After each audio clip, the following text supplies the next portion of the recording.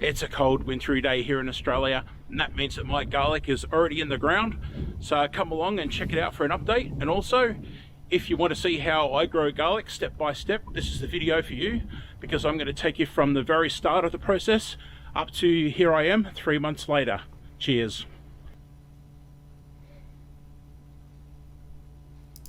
G'day everybody, it's Des here from my Aussie gardening kitchen. Let's get into it, hey? So as you can see, I've got some bulbs here, and these are ones that I stored last year from when I was growing garlic here at home. It's an Australian white garlic, and what you're going to do is you're going to plant the cloves, not seed, not the bulbs, but the actual little cloves themselves. If you have a look here, you can see I've got some cloves there that are just breaking apart from the bulb, and what you'll want to do is you'll want to peel the paper off the outside of the bulb, and you'll want to separate all those individual cloves. Now, you don't take the paper off the individual cloves, you leave them on.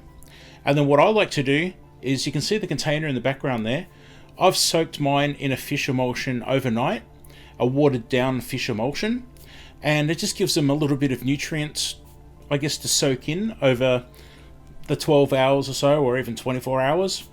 And then next day when it comes to planting, it's ready to go. So with the soil, it's organic compost and just a nice soil mix.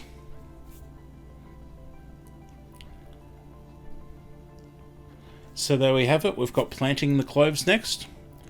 So as you can see, I've got the rows and I've got them staggered. So if you look here, you can see 2 holes at the top, and then there's a third one down, and it's in between the 2 holes, making a triangle.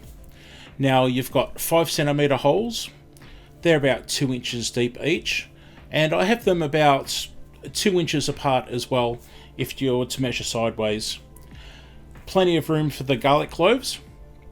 Now as you can see here, these are some of the cloves that I've got prepared, and they have a top and bottom, and it's really important that you know what the top and bottom is. Now as I show you here, I'll point and show you the bottom. That's where the roots will come out and reach down into the ground, and that's the top, that little papery bit on top. That's what's going to push up out of the ground and reach for the sunlight. So now you want to plant them into the holes and make sure that that little papery bit is sticking up always. Slow motion here, that'll just show you what I'm talking about. You can see the roots will go straight down, and that little papery bit on top, that'll be sticking up, and it'll eventually grow up out of the ground, reach for the sunlight, and you've got those nice green shoots coming out. So I'm just closing up the hole here, just squeezing the soil with my hand, giving it a nice little close and a pat with the back of my hand, just to compact it a little bit, but not too much. There you can see I've got them all done now, and they're all ready to be closed up, making sure they're all planted the right way up. And here I've got blood and bone. Sorry about the dodgy perspective there. Yeah, I wasn't thinking when I filmed it. And this is just blood and bone, just to give some extra nutrients. I've already put a little bit into the soil when making the bed, but just after planting I like to throw some more on top, and this will get watered in shortly.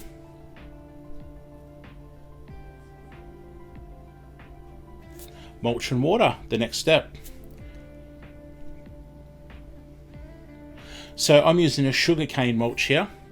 I like sugarcane mulch because it suppresses the weeds, keeps in the moisture, and it eventually breaks down and it will become a part of the soil eventually.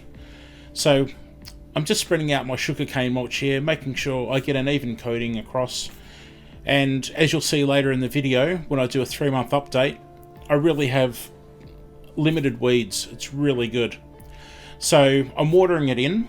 Now, 2 reasons to water it in is to make the mulch heavy and make it sit down and not blow away. And also, I've got that blood and bone that I put on top of the soil. I'm just soaking that into the soil and giving the bulbs that bit of nutrition that they'll need as they start to send out the little roots and grow. Now, in my case, I've put netting over because, as you can see, the chooks, or chickens, we say chooks here in Australia, and they like to eat all my veggies and the garlic when it starts growing. So yeah, that's my net, just to cover it and to stop the chooks. 3 months later.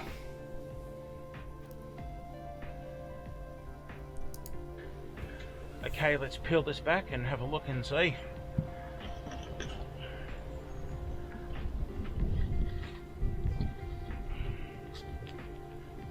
Alright. So I'm quite happy with the growth here. This is the first time I've uncovered this in about probably a good month or so. And I've got sugarcane mulch down here. And this stuff's really good. It really suppresses the weeds and keeps in the moisture.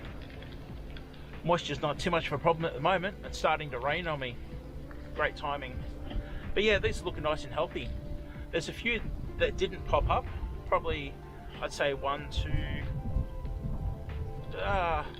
2, maybe 3. So that's not a bad success rate, I guess, when planting my bulbs. Not many weeds in here.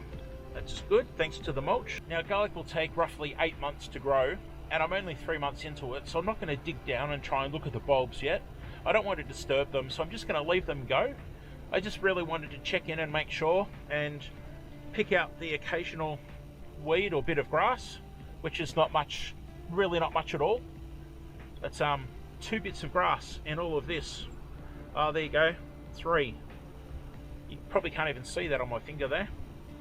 So yeah, 4, okay. I've got 4 bits of grass growing in my garlic. So I really do recommend mulching your plants, whether it be veggies or the garden beds out the front, or I guess garden beds in the back. Garlic is a really easy crop to grow and it's great for storage, so I do recommend getting out there, giving it a go yourself. I've got all the instructions in the video of how I do it myself, and hopefully you'll have a look at that and follow along and have some success out there in the garden. So do give it a go, I do recommend it, and yeah, good luck. Thanks very much for watching my video today, I do appreciate it so much. If you wouldn't mind just going down and clicking that like button, the thumbs up down there, it just helps YouTube know that it is a good video and people are watching it. I do have some other cool cooking and gardening videos and even videos of Australian wildlife here, so please check them out when you get some time. Thanks very much, and I'll see you next time. Bye.